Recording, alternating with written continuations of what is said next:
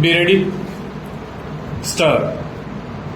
Mr. Vice Chairman, I accept the principle of the separation of the railway finance from the general finance stock. I also accept the desirability of this arrangement stock.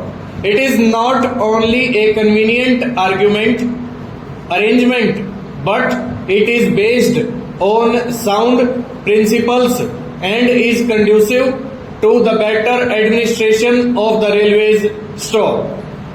I also agree that the contribution of the railways to the general revenues should be in the shape of fixed dividends, but I cannot agree that the dividend should be fixed at 4%, and that is the crux of the whole report stock. As a matter of fact, the committee was instituted only to go into that matter, whether the dividend payable at the present time, that is 4%, was reasonable or not, and whether this arrangement should continue stock. When I say that I do not agree to the rate of dividend, I wish to submit that enough rate material has not been placed in our hands to judge whether the dividend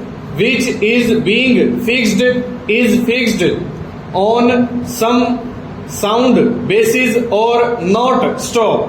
The committee has not examined certain vital matters concerning the administration of the railways, and what I find is that the whole arrangement is very superficial. Stop. It appears to me that the railway administration and the finance administration came to an agreement, and the committee did not find it necessary because of the agreement between the two ministries to examine and go into the vital matters which affect this issue. Stop. It is not clear how this dividend, if fixed at 4%, is going to react on the working of the railways, and particularly on the future development of the railways, and also on the future development of the railways, and also on the present structure of the fares and freights. Stop. This question has not at all been examined, and we do not know what reaction it is likely to have. Stop. These are very vital matters, and I think that they need a thorough examination before we can come to correct conclusion in this matter. Stanza. As we know, there is a pressing demand for reduction in the railway fares, particularly for third-class passengers. Stop.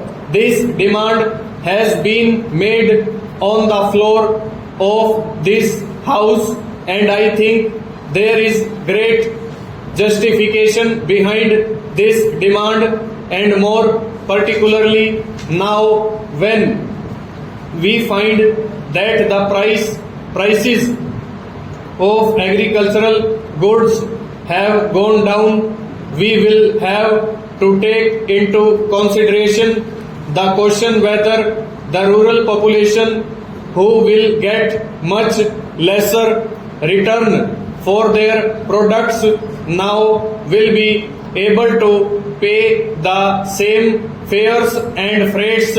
Stop.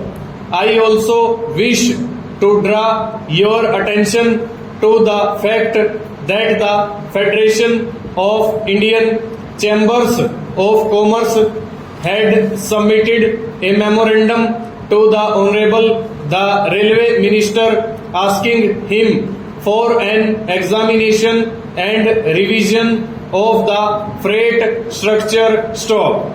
I do not know what the position today is, and unless and until we are enlightened about that, unless and until we know where we stand in relation to freights and fares, we are not in a position to take any decision whether the rate of full stop over.